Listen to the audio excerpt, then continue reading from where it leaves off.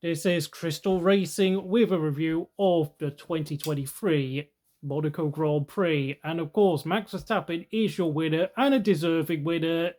It's an A plus from me. Managed the mediums well in dry conditions. Pitted exactly the correct moment for intermediate tyres. And frankly, winning by 30 seconds whilst his teammate was having a disastrous day. Max didn't put a foot wrong, and frankly, as long as Red Bull don't get caught up in any sort of cost cap penalties, or as long as Max doesn't break a leg, he's probably going to become a five-time world champion come the end of 2025. Yes, I said it right, 2025. Fernando Alonso, second place. It's an A grade from me.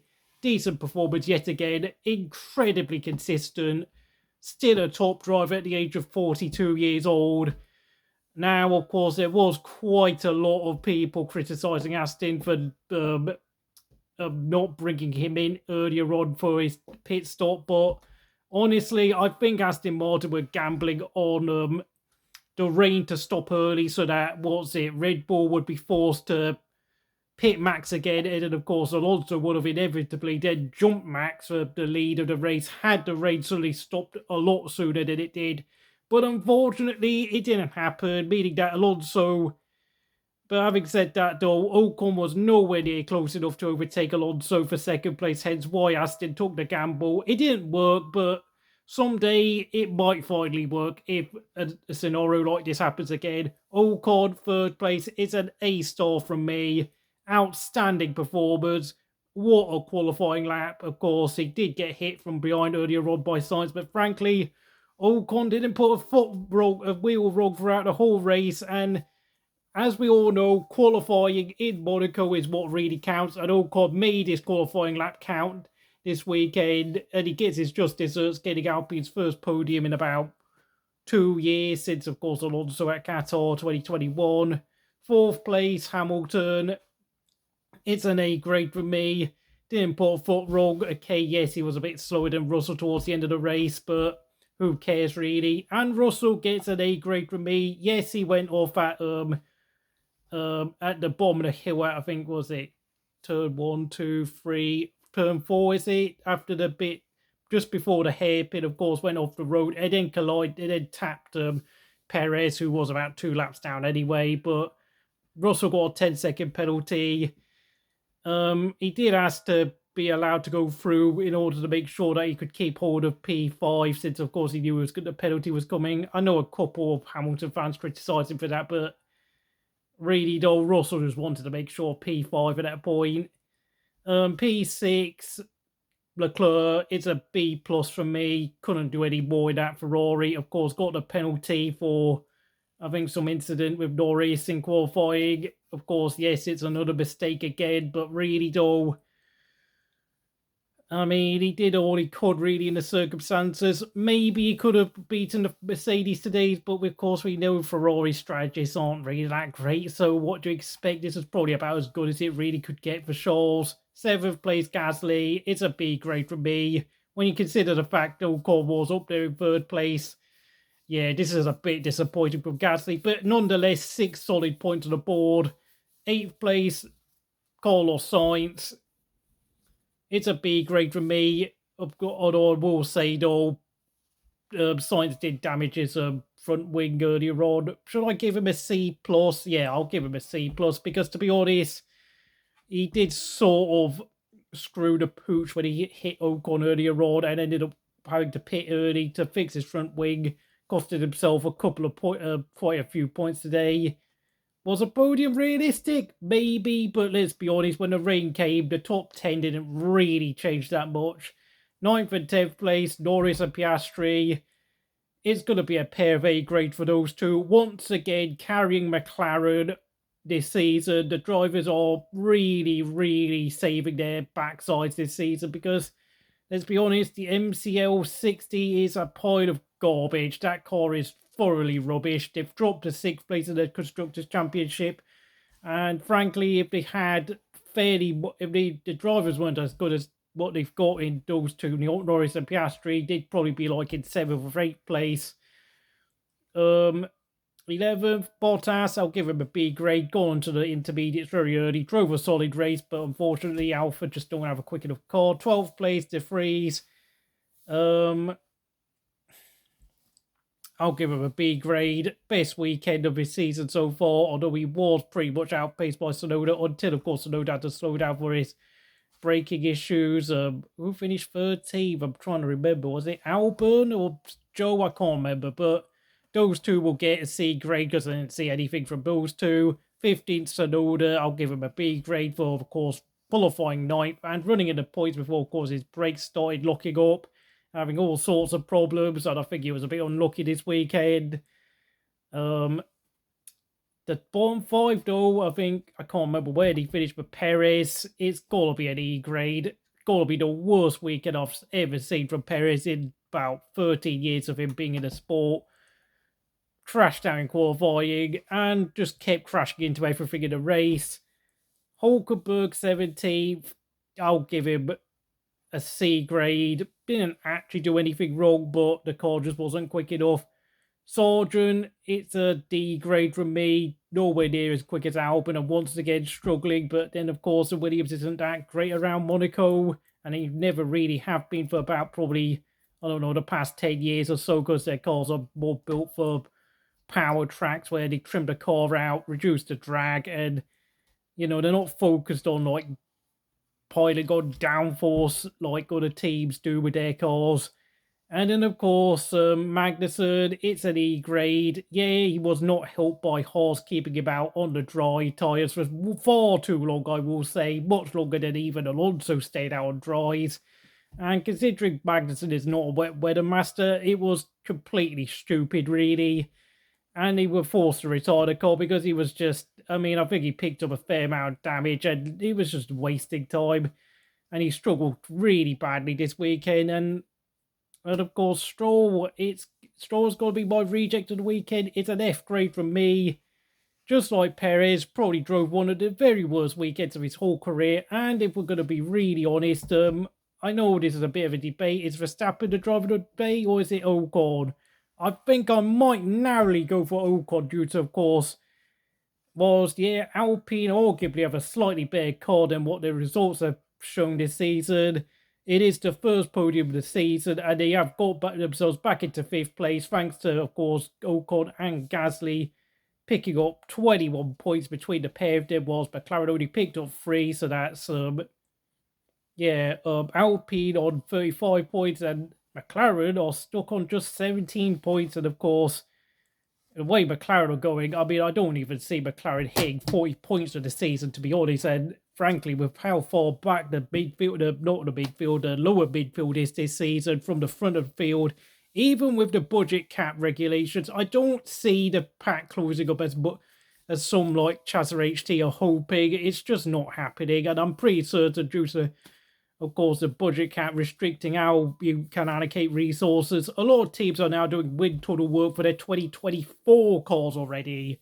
Because let's face it, like, I don't see what on earth, I mean, in terms of course, the teams at the front, Aston, Mercedes, and Ferrari, they're definitely focusing on next year. There's no way, they know the championship fight is over, and they're well ahead of all the other teams behind them.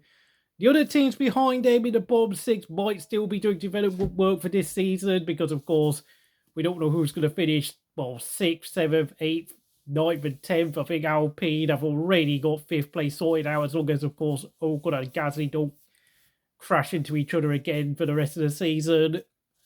Of course, already got an 18-point advantage over McLaren.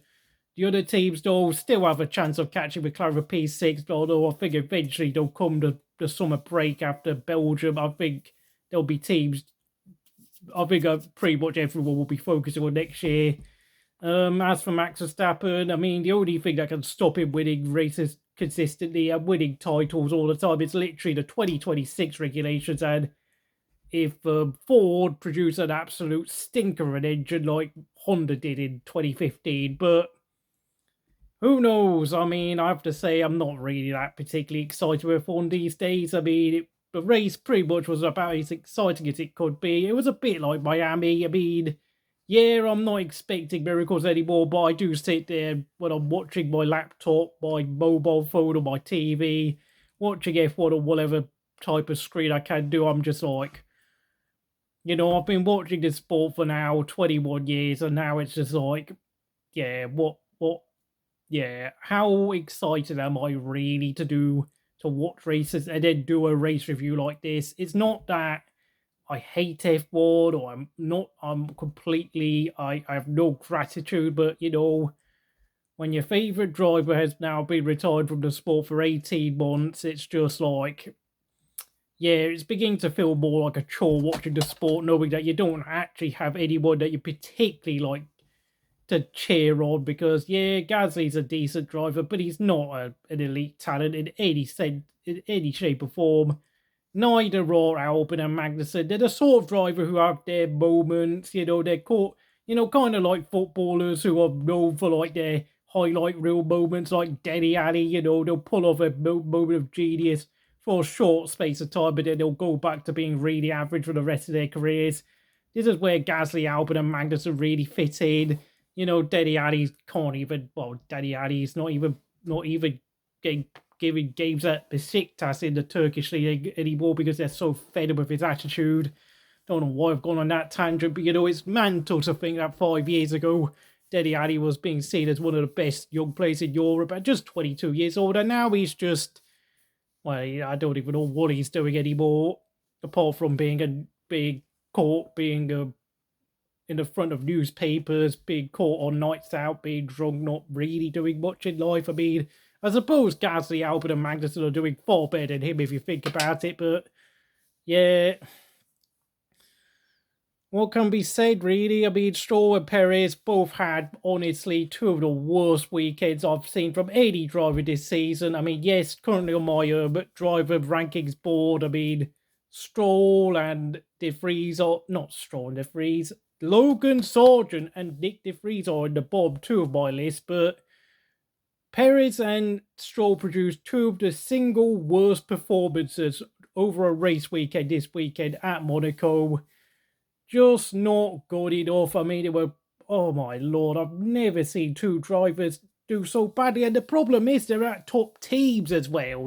Aston and Red Bull, and they're driving it to bits and pieces. And, like with the way they drove this weekend, it does make me wonder, what if Racing Point back in 2020, how well could have they done had they had drivers like Verstappen and Hamilton at their team, or maybe an Alonso, a Leclerc at their team back in that season? Because, of course, I think, in my opinion, in 2020, I think Racing Point had arguably the second best corner grid after Mercedes, who were obviously miles in front, but Red Bull only pretty much secured second place in the championship thanks to the brilliance of Max Verstappen. Now imagine if you had Max Verstappen, Alonso, Hamilton, or Leclerc in those two seats at Racing Point. They would have easily secured P2, even with the 15-point penalty that occurred for, of course, the copying Mercedes' brake designs.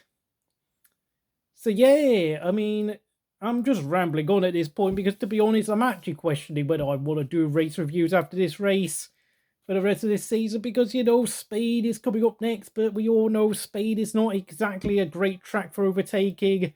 After that, Canada is up next.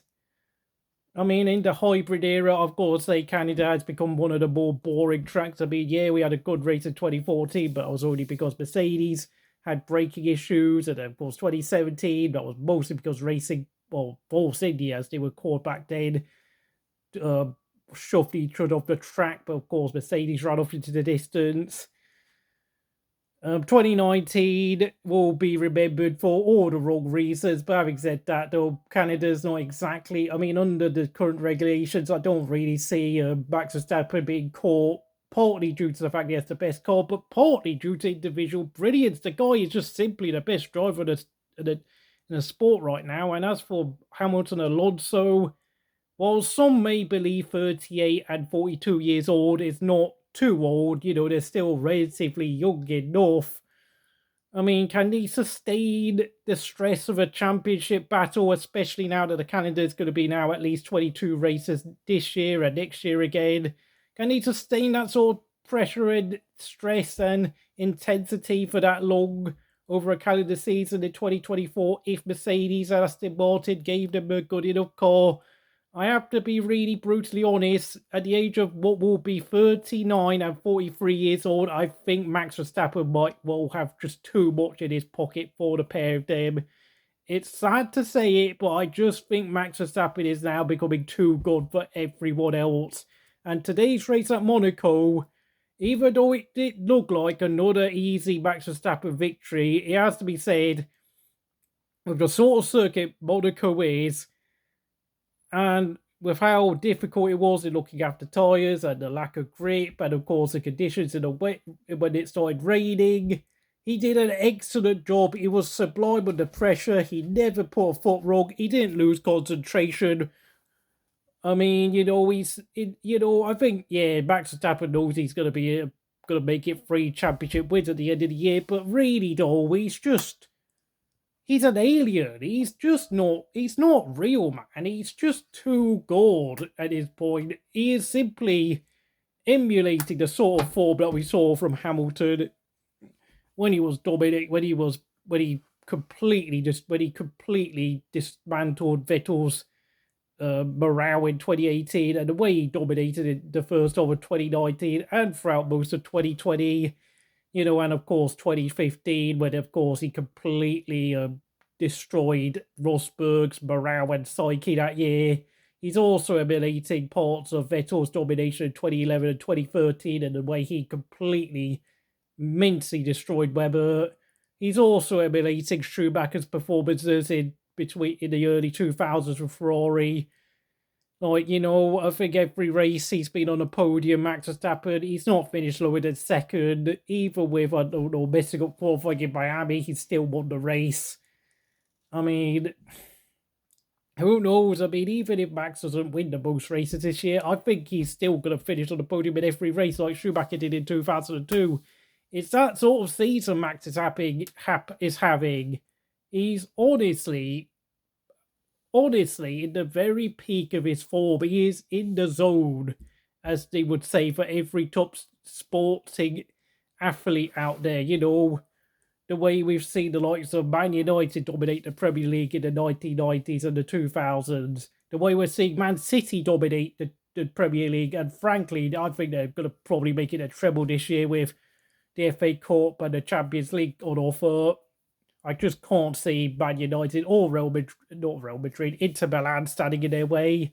And that's exactly the same that can be said for Max Verstappen. Perez is simply not a good number 2 at all. I mean, he's proof that midfield drivers are the sort of drivers who end up being by far the most overrated drivers in F1, because the standards required to perform well in the midfield are simply lower than the standards required to perform at the front of the field for a top team like a Red Bull, like a Ferrari, like a Mercedes, and of course at this point like a Aston Martin. But I mean, you got to ask yourself, is that Alonso dragging Aston Martin in front of the field? I actually think it is. I mean, are Aston Martin really a top team? I mean, they're still in second place, but they're hanging in second place by just a point, and they are having a very similar season to what BAR Honda were having back in 2004 when Jenson Button picked up 10 podiums.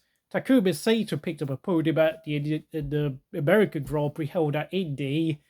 And despite the fact they failed to win a single race that year, because of those 11 podiums, they pretty much actually managed to secure second place. And I think Alonso is emulating the performances Jenson Button had at BAR Honda back in 2004, which of course stood for British American Racing due to the fact it was owned by the BAT, British American Tobacco Company back then, back when, of course, cigarette sponsorship was very much allowed in F1. Very different times, and of course, we had those beautiful, mellifluous sounding V10 engines, of course. Those engines are never going back to F1, so instead we have a bunch of course, for the past decade, instead we've had a bunch of vacuum cleaners out on the track, which, yeah, but of course, we have to remember Alonso was indeed racing in F1 for Renault back in 2004. where, funnily enough, he was actually getting beat by Trulli in the first half of this season. But of course, I think that season taught him a lot of much needed lessons, in terms of how to really prepare for an F1 weekend out and how to actually be consistent. Because I think that was a season where Alonso allowed his standards to drop a little.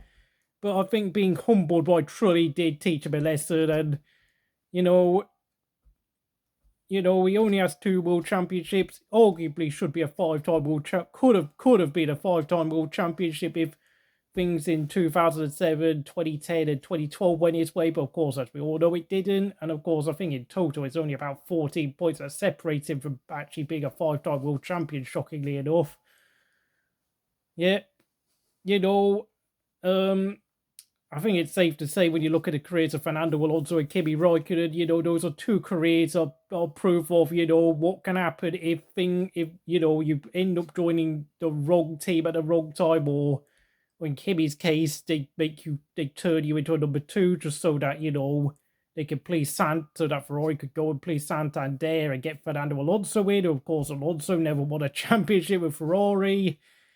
Yeah. Whilst, of course, what we're seeing with Max Verstappen is proof of what happens when a top driver gets given an amazing car at a top team like Red Bull, just like we saw with Vettel at Red Bull previously, just like we've seen with Hamilton and Mercedes, and just like we've seen with Schumacher and Mercedes, and to some extent, just like what we saw with Ayrton Senna at McLaren order about 3 decades ago now, blimey. Funnily enough, though, Williams never actually had a driver win more than 1 world championship with them. And of course, Williams are very much a backmarker team, proof of how much F1 has changed, really.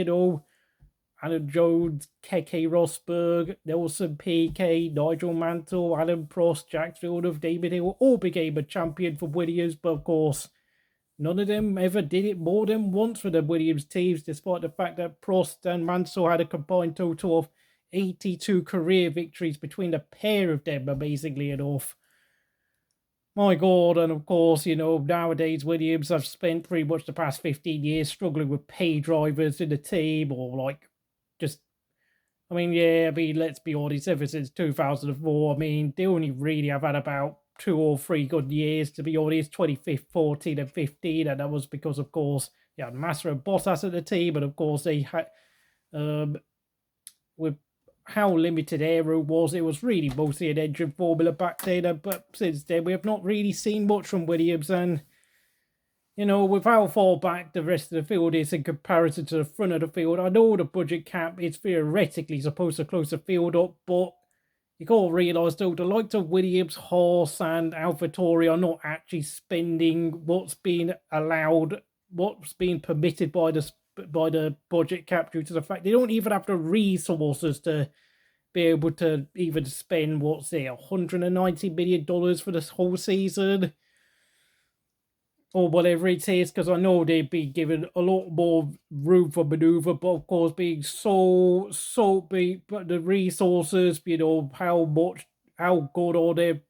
good is the wind tunnel, how well does it work inside their factories, and things like how good are their engineers, how well their mechanics and the people who work in the design team, how well do they understand certain design concepts, because, you can limit the amount of money people like Red Bull and Aston Martin and Mercedes have, but the fact is, though, their engineers are very smart up there, so even when you restrict the resources, the money, and the wind tunnel time, they're going to find those solutions and work them out faster than what the likes of the guys at Williams, Haas, and AlphaTauri will do, and of course, to some extent, other teams like McLaren, and who's in 7th place? Is it? I forgot now. Is it? It's not Alpine. I know Alpine's 5th, but 7th place, is it? Alfa Romeo. How can I forget? Such a forgettable team, honestly. My God, Kimi's only been retired for less than 18 months on. I've already forgotten Alfa Romeo exists. That's how much I could care about them at this point. Yeah, I think you get the picture now. The budget cap formula isn't quite as effective. Maybe I should wait until the start of next year to see whether the budget cap regulations really work. But Thing is, though, like the amount of money and resources that are being plowed by teams into the sport isn't quite as much as what we used to see between like 1997 and 2012 when we had like the big car manufacturers like Honda, Jaguar, of course, it was actually Ford, Toyota, and BMW throw money into the sport and really bring in the best engineers and managers and drivers to the team so that they could actually, put the likes of Ferrari, McLaren, Renault, and Williams under pressure, which they did. But these days, the sort of people what we get running the teams now in the midfield and at the back of the grid, they're just not as good as what they used to be. And frankly, I don't really see the rest of the season getting more exciting. If you're still listening to me after 25 minutes, thank you so much, because I don't know why. I just feel like rambling right now. And that is the end of the video. Thank you very much. See you again next time.